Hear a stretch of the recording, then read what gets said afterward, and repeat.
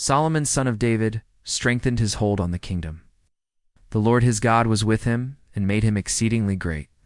Solomon assembled all of Israel, including commanders, judges, and leaders of families. They went to Gibeon, where the tent of meeting was located. The bronze altar made by Bezalel stood before the tabernacle of the Lord. Solomon and the assembly sought the Lord there. Solomon offered 1,000 burnt offerings on the altar. That night, God appeared to Solomon and invited him to ask for anything. Solomon asked for wisdom and knowledge to govern the people. God granted him wisdom and also gave him riches, wealth, and honor greater than any king, before or after him. Solomon returned to Jerusalem and reigned over Israel. He accumulated chariots and horsemen and made silver and gold as common as stones in the city, imported horses from Egypt and Cu. Chariots and horses were bought and sold to surrounding nations through Solomon's merchants. Solomon decided to build a temple for the name of the Lord and a royal palace for himself. He conscripted 70,000 burden-bearers, 80,000 stonecutters, and 3,600 overseers. He sent a message to Hiram, king of Tyre, requesting materials and a skilled craftsman to help build the temple.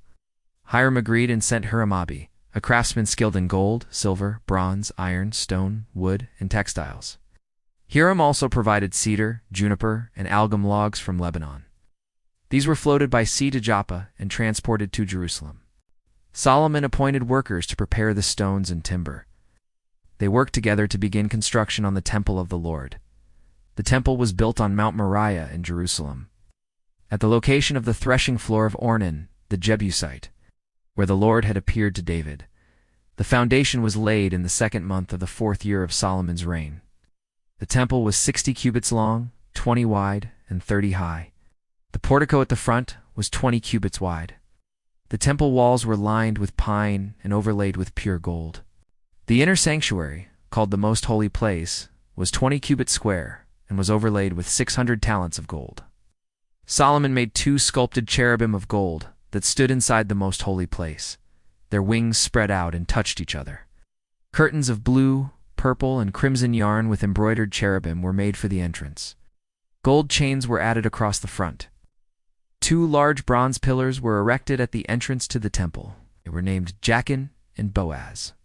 A bronze altar was made, 20 cubits square and 10 high. A large bronze basin called the sea was made, 10 cubits in diameter and supported by 12 bulls. 10 basins for washing and 10 lampstands of gold were placed in the temple. Tables and other furnishings were also prepared as commanded. Solomon completed all the work for the temple. He brought in the silver and gold and the dedicated items from David, placing them in the treasuries of the house of God. Solomon assembled the elders and leaders of Israel. The Ark of the Covenant was brought from the city of David to the temple. The priests and Levites consecrated themselves. The ark was placed in the most holy place under the wings of the cherubim. Only the 2 tablets Moses placed in the ark at Horeb were inside. When the priests withdrew, the temple was filled with the glory of the Lord. The priests could not continue ministering because of the cloud. The glory of the Lord had filled the house of God. Solomon declared that the Lord had said he would dwell in a dark cloud, and that he had built a temple as a dwelling place for the Lord forever.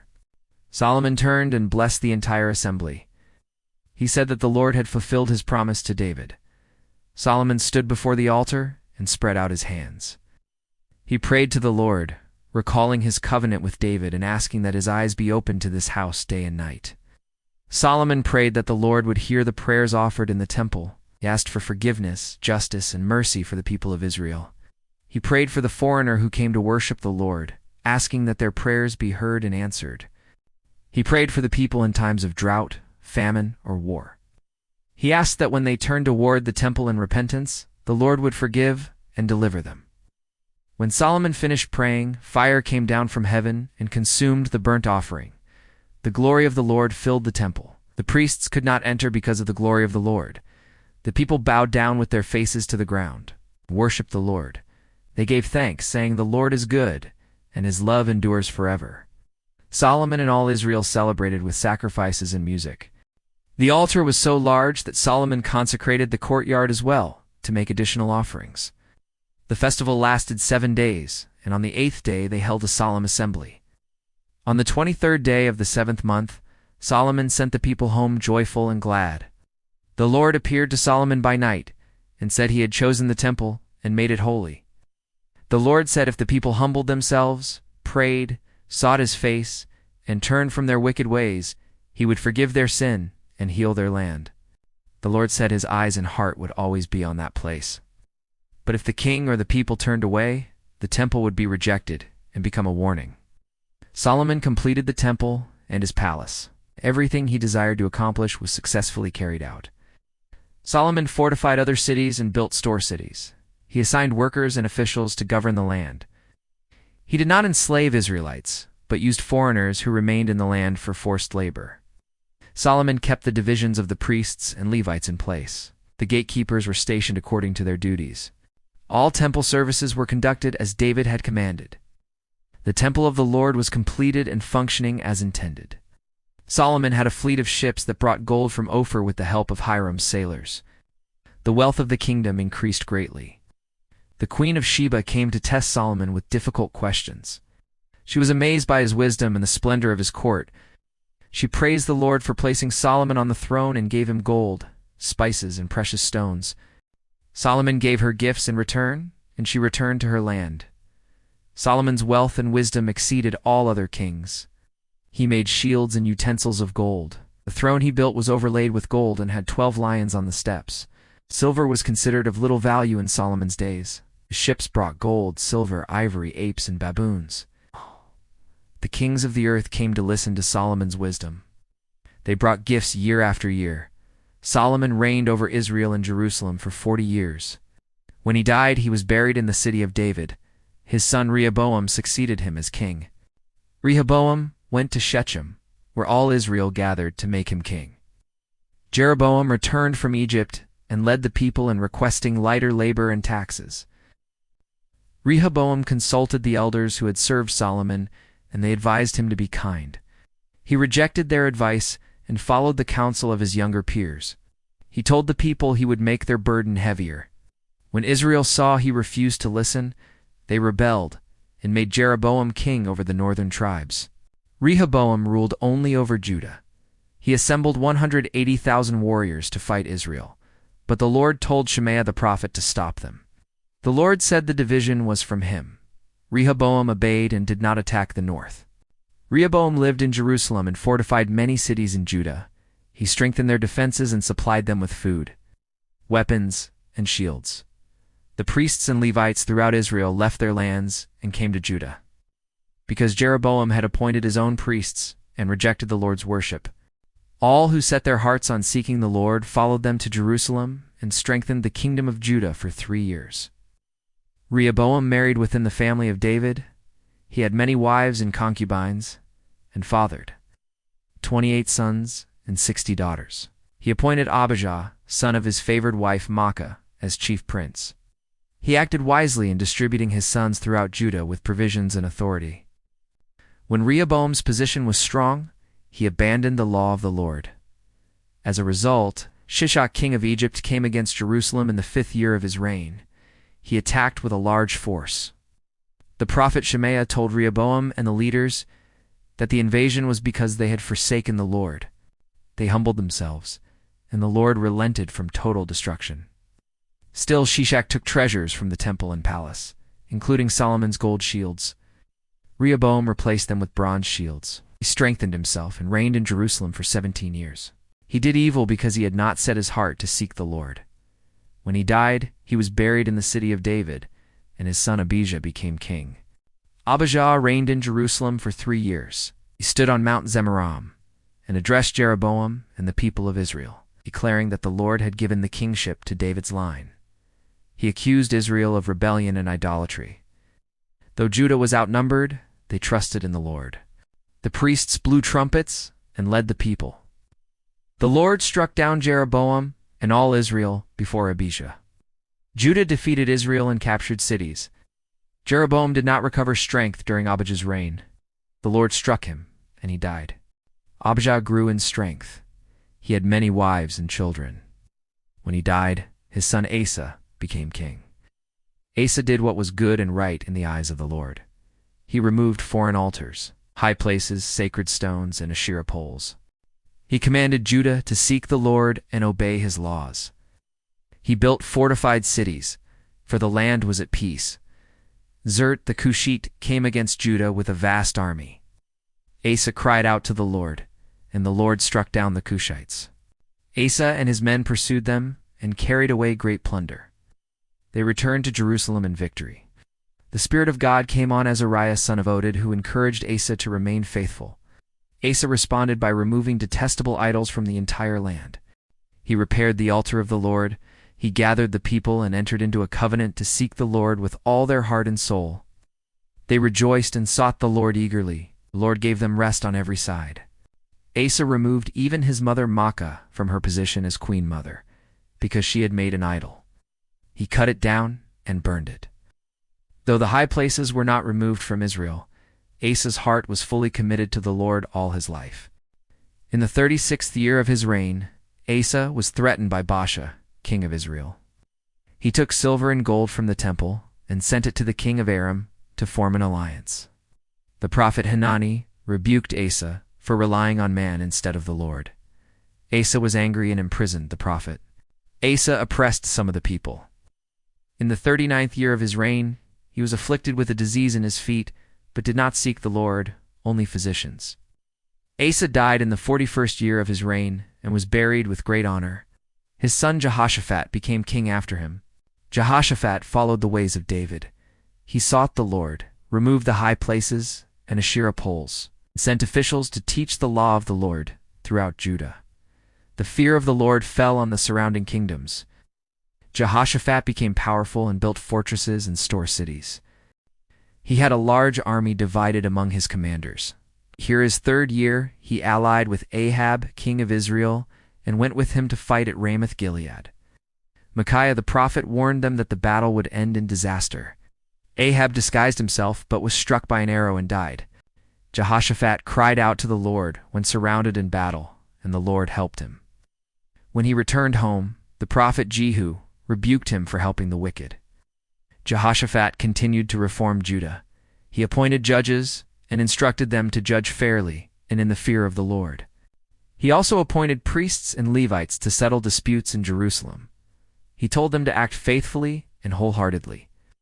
When the Moabites and Ammonites came to make war, Jehoshaphat sought the Lord and proclaimed a fast. He prayed before the assembly. The Spirit of the Lord came on Jehaziel, who said the battle was the Lord's. The people worshipped, and singers went out before the army. The Lord caused the enemy to turn on each other. Judah found only dead bodies and collected large plunder. Jehoshaphat reigned in peace. He later made a trade alliance with Ahaziah king of Israel, which failed because the Lord opposed it. Jehoshaphat died and was buried in the city of David. His son Joram became king. Joram followed the ways of the kings of Israel, killed his brothers, and established his rule. He married Ahab's daughter and did evil in the eyes of the Lord. The Edomites and Libnah rebelled against him. The prophet Elijah sent a letter warning of judgment. The Lord struck Joram with a lingering disease, and he died in great pain. His son Ahaziah became king. He reigned 1 year and followed the evil ways of Ahab's house. Ahaziah visited Joram, son of Ahab, who was wounded. Jehu killed them both as judgment from the Lord. When Ahaziah died, his mother Athaliah killed all the royal family and seized the throne. Jehoshabeth, the wife of the priest Jehoiada, hid Joash, the infant son of Ahaziah, in the temple for 6 years. In the 7th year, Jehoiada made a covenant with the leaders of Judah. They brought out Joash and crowned him king. Athaliah cried treason, but she was captured and put to death. Jehoiada restored temple worship and removed the idols from the land. Joash did what was right while Jehoiada lived. He repaired the temple and restored offerings. After Jehoiada's death, Joash turned to idolatry. He ignored the prophets and ordered the death of Zechariah, the son of Jehoiada. Aramean invaders left Joash wounded. His own officials conspired against him and killed him in his bed. Amaziah his son succeeded him. Amaziah followed the Lord but not wholeheartedly. He defeated Edom, but brought back their gods and worshipped them. A prophet rebuked him, and Amaziah refused to listen. He challenged Jehoash king of Israel to battle, and was defeated. Judah's wall was broken, and treasures were taken. Amaziah was later killed by conspirators. Uzziah became king and reigned 52 years. He did right in the Lord's eyes and prospered as long as he sought the Lord. He built towers and fortified cities. He became powerful, but his pride led him to enter the temple and offer incense. The priests confronted him, and the Lord struck him with leprosy. He lived in isolation until his death. Jotham, his son, reigned next. He did what was right and built gates and towers. He grew powerful because he walked before the Lord. Ahaz followed him and did evil. He made idols and sacrificed his children. Judah suffered attacks from Aram and Israel. Ahaz turned to Assyria for help. He shut the temple doors and set up altars on every street corner. He died in disgrace, and his son Hezekiah became king. Hezekiah opened the temple and repaired it. He called the priests and Levites to consecrate themselves. They cleansed the temple and resumed offerings. Hezekiah celebrated the Passover with great joy. He removed high places and idols. The Lord was with him, and he prospered. Sennacherib, king of Assyria, invaded Judah. Hezekiah prayed, and the Lord sent an angel who destroyed the Assyrian army. Hezekiah became proud, but later humbled himself. He had great wealth and built storehouses. When he died, his son Manasseh became king. Manasseh did evil and practiced sorcery. He set up idols in the temple. The Lord sent him into captivity in Babylon. In distress, Manasseh humbled himself and prayed. The Lord brought him back to Jerusalem. Manasseh removed the idols and restored the altar. And he died. His son Amon became king. Amon did evil and did not humble himself. His officials conspired and killed him. The people killed the conspirators and made Josiah king. Josiah did what was right and began to seek the Lord. He purified Judah and Jerusalem from idols. He repaired the temple, and the book of the law was found. Josiah tore his robes when he heard its words. The prophetess Huldah said disaster was coming, but not in Josiah's time. Josiah renewed the covenant and led the nation in obedience. He celebrated the Passover unlike any since the days of Samuel. He was killed at Megiddo by Pharaoh Necho. Jehoaz became king, but was removed by Pharaoh Necho. Jehoiachin was made king and did evil. Nebuchadnezzar of Babylon took articles from the temple and bound Jehoiachin in chains. Jehoiachin succeeded him but was taken to Babylon. Zedekiah was made king but rebelled. He did not humble himself. The priests and people became unfaithful. The Lord sent messengers, but they were mocked. The Lord brought the king of Babylon, who burned the temple, broke down Jerusalem's wall, and carried the people into exile. The land enjoyed its Sabbath rests until 70 years were completed.